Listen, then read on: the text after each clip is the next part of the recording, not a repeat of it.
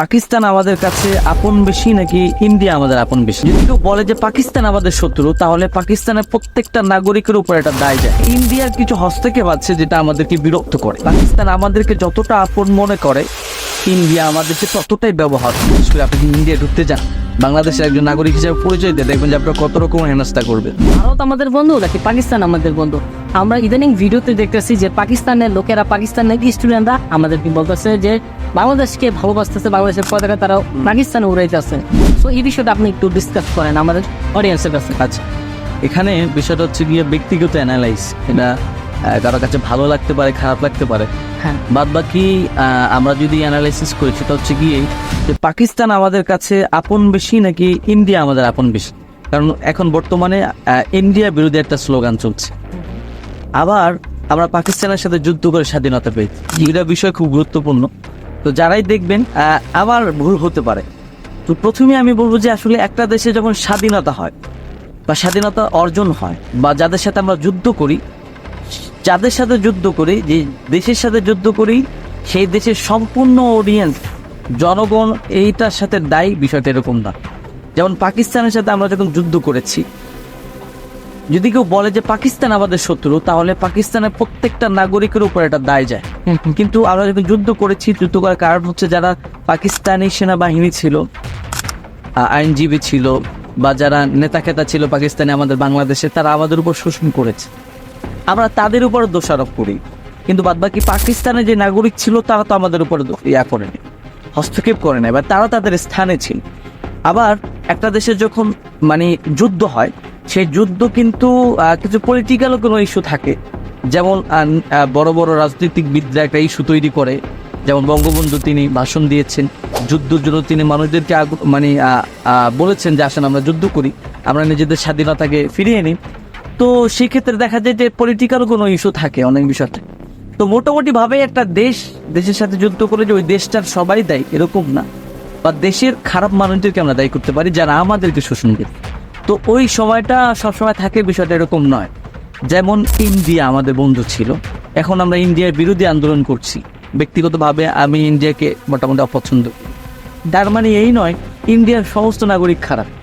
তবে ইন্ডিয়ার কিছু হস্তক্ষেপ আছে যেটা আমাদেরকে বিরক্ত করে। সেম টাইম পাকিস্তানও ওরকম কিছু হস্তক্ষেপ করেছিল একটা সময়, যেটা আমাদের বিরক্ত লেগেছে, আমরা স্বাধীনতা অর্জন করেছি। এখন সব প্রতি সময় আসলে কারা আমাদের আপন, যদি আপনি দেখেন, আপনি বললেন আপনার প্রশ্নের মধ্যে যে পাকিস্তানে ছাত্ররা যে স্বাধীনতা অর্জন করলো, এবং পাকিস্তানে ছাত্রদের এই স্বাধীনতা দেখে তারাও দেখলাম যে ছাত্র জনতা মাঠে নামলো, এবং ইমরান খানকে তারা মুক্তি করার জন্য তারাও এক দফার দাবি দিয়েছে। সেটা অনুপ্রেরণা তো বাংলাদেশ স্টুডেন্টদের থেকে পেয়েছে এবং তারা বাংলাদেশকে বিভিন্ন সময় সাপোর্ট দেয়। এটা আপনার অর্থনৈতিক সাপোর্ট এভাবে বলি, যদি দেখবেন যে তারা বাংলাদেশের কথা যখন বলে খুব শ্রদ্ধার সাথে, সম্মানের সাথে বলে। বা আপনি যদি সাধারণভাবে পাকিস্তানের ক্রিকেট টিমটা দেখেন, আপনার খেলাধুলা দেখেন, আমিও দেখি, না করার কিছু নেই। তো তাদের যে অ্যাটিটিউড, তাদের যে বাংলাদেশের প্রতি শ্রদ্ধা, রেসপেক্ট, আপনি ইন্ডিয়ার প্লেয়ারদেরকে দেখেন, ওরা কিন্তু আমাদের গুণাই ধরেন না, আপনি এটা বুঝবেন। তো সেই হিসাবে পাকিস্তান আমাদেরকে অনেক দিক দেখায়। আর আপনি ধর্মীয় দিক থেকে দেখেন, সেই ক্ষেত্রে তো পাকিস্তান আমাদের কাছে অনেক আগাম। এবং ইন্ডিয়ার যে বিষয়গুলো আমাদেরকে এখন বর্তমানে হস্তক্ষেপ হচ্ছে, পাকিস্তান সেটা করছে না। পাকিস্তান বিভিন্ন বিষয় আমাদেরকে হেল্প করে, পাকিস্তানের সাথে বিভিন্ন বিষয় আমাদের মেনে যায়। বিশেষ করে আমাদের বাংলাদেশে মুসলমান বেশি, পাকিস্তানে মুসলমান বেশি, সুতরাং আমাদের অ্যাটিটিউড, আমাদের চলাফেরা পাকিস্তানের সাথে মিলে যায়। তো সেই ক্ষেত্রে আমি বলবো যে বর্তমানে এই কথাটা অনেকে ভিন্নভাবে ডাইভার্ট করতে পারে। বর্তমানে পাকিস্তান আমাদেরকে যতটা আপন মনে করে, ইন্ডিয়া আমাদেরকে ততটাই ব্যবহার। আচ্ছা, আপনার এখানে আমি একটা কোয়েশ্চেন করি যে আমরা ইন্ডিয়া থেকে পেঁয়াজ আনি অনেক সময়, দরকারি যে নিত্য প্রয়োজনীয় জিনিসগুলো আছে ওগুলো আমরা সব ইন্ডিয়া থেকে নিই। এমনকি বিদ্যুৎটা সব ইন্ডিয়া থেকে আমরা এনেছি আমলিক সরকার কালে। তো ওরা যদি আমরা বন্ধু নাই হতো, তাহলে এত কিছু আমাদেরকে কেন সাপোর্ট দেয়? আচ্ছা, একটা জিনিস হচ্ছে যে অবশ্যই আমাদের প্রতিবেশী দেশ ইন্ডিয়া বন্ধু বলতে এমন বাধা নেই, তাদের কিছু হস্তক্ষেপ আমাদেরকে কষ্ট দেয়। কিরকম হস্তক্ষেপ? যেমন আমাদের প্রাইম মিনিস্টার শেখ হাসিনা ছিলেন, তিনি যে স্বৈরাচারী আচরণ করেছে, এতগুলো শিশু হত্যা হয়েছে, তার মাধ্যমে বিভিন্ন রকমের গণহত্যা হয়েছে, আয়নাঘর, পেলখানা, এত কিছু হওয়ার পরও এই ক্রাইমবাজকে তারা আশ্রয় দিয়েছে, এবং তাকে পুরোপুরি ভাবেই প্রোটোকল দিতেছে তারা। এই যে সিচুয়েশনগুলা, মানে এই যে একটা দেশের বিরুদ্ধে দাঁড়ানো, ছাত্রদের বিরুদ্ধে দাঁড়ানো, এটা থেকে আপনি বুঝে নিতে পারেন যে ইন্ডিয়ার সরকার বা ইন্ডিয়ার ইয়ার মাধ্যমে আমাদের কতটুকু মানে হস্তক্ষেপ হয়, এটা থেকে নেওয়া যায়। আর বাদ বাকি ইন্ডিয়া আমাদেরকে দিয়েছে, আমাদের থেকে কিছু নেয় না, বিষয়টা এরকম নয়। কয়েকদিন আগেও কিন্তু ট্রেনের রাস্তা আমাদের বাংলাদেশের মাঝখান দিয়ে পড়েছে, ইলিশ চলে যেত আমাদের ইন্ডিয়া। তো ইন্ডিয়া শুধু আমাদেরকে নেয় না এরকম না। এবং একটা দেশ ইন্ডিয়া তো আমাদের শুধু মানে এমনি এমনি দিয়ে যায় না, হ্যাঁ। কারণ আমরা অধিক মুনাফা দেয় ইন্ডিয়াকে। মুনাফা দেয়। এমনকি আমরা একটা সময় নেপাল থেকে বিদ্যুৎ আমদানি করতাম, ওটা ইন্ডিয়া হস্তক্ষেপে হ্যাঁ।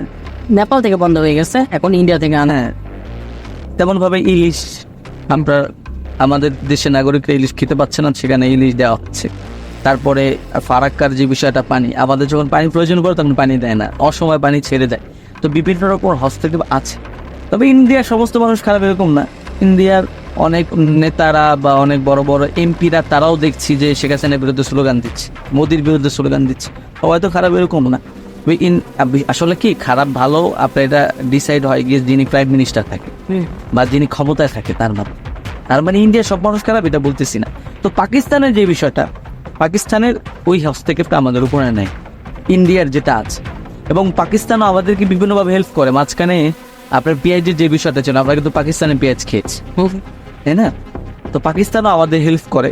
পাকিস্তান আমাদের যদি ভালোই না বাসতো, পাকিস্তানের এত মানুষ, লক্ষ লক্ষ কোটি কোটি মানুষ, তারা আমাদের ছাত্রদের থেকে অনুপ্রেরণা পেয়েছে, তারা বিভিন্ন রকম আন্দোলন করছে। তো সেক্ষেত্রে এটা তো আমি ইন্ডিয়ার ক্ষেত্রে দেখেছি যে ইন্ডিয়া কলকাতার যে ইস্যুটা হলো, হ্যাঁ। আপনি হয়তো দেখেছেন অনলাইনে যেটা ভাইরাল নিউজ, এখানে বাংলাদেশের ছাত্রদের অনুপ্রেরণা পেয়ে তারাও কিন্তু নেমেছে, বাদ বাকি কম।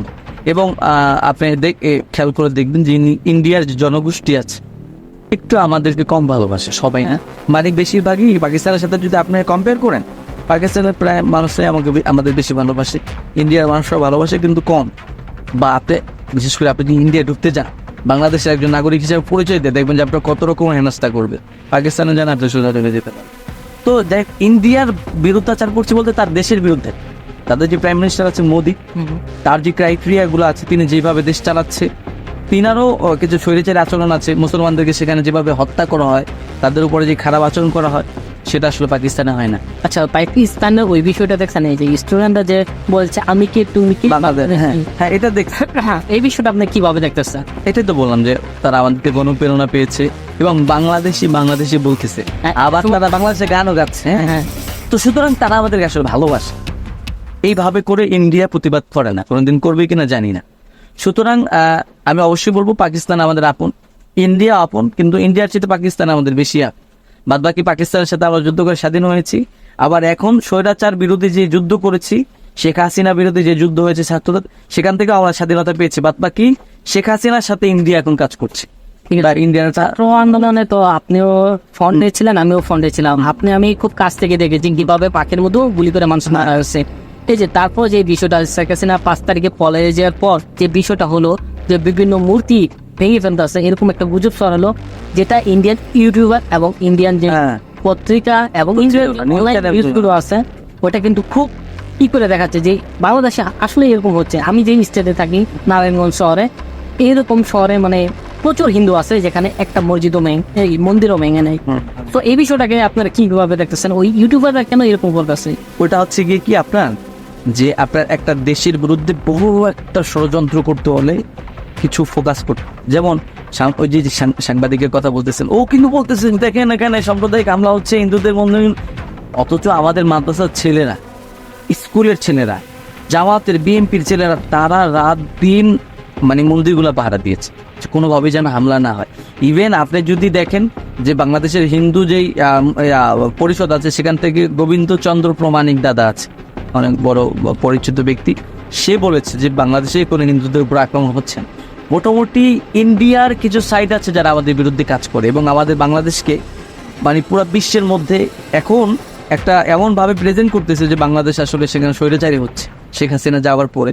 কিন্তু এটা আসলে মোটেই সত্য নয়, বরং শেখ হাসিনা আমাদের উপরে এতদিন পর্যন্ত যে নির্যাতন করেছে সেটা তারা প্রচার করে নাই। মূলত ইন্ডিয়ার বড় একটা সাইট যেটা ক্ষমতাসীন, তারা শেখ হাসিনাকে প্রোটেক্ট দিচ্ছে এবং তারা এখনও চাচ্ছে শেখ হাসিনাকে বাংলাদেশে ঢুকানো, যেটা এখনো সম্ভব নয়। আর আমরাও চাচ্ছি শেখ হাসিনা বাংলাদেশে আসুক, তার বিচার হোক, কিন্তু ক্ষমতায় শেখ হাসিনা আসবে এরকম কোনো সুযোগ নেই। এবং যারা এই নিউজগুলো করেছে বিভিন্ন চ্যানেলগুলোতে, তাদের বিরুদ্ধেও আমরা বিভিন্ন রকম করেছি। এবং ডক্টর ইউনূস বলেছে যে সাংবাদিকরা বাংলাদেশের বিরুদ্ধে তারা ষড়যন্ত্র করতেছে বা নিউজ করতেছে, আপনারা বাংলাদেশে এসে সেই নিউজগুলো করেন, আপনারা সচক্ষে দেখেন, তারপরে নিউজ করেন। এটা আর কি মোটামুটি আমি তো বললামই যে ইন্ডিয়ার একটা চক্রান্ত আছে আমাদের বাংলাদেশের প্রতি, এটা ক্ষোভ আছে। হ্যাঁ, এতদিন তারা সেটা প্রকাশ করেন, শেখ হাসিনা যাওয়ার পরে, স্বৈরাচার যাওয়ার পরে সেটা প্রকাশ করছে যে আমাদের এই ছাত্রদের এই স্বাধীনতাকে প্রশ্নবিত করা যায় না।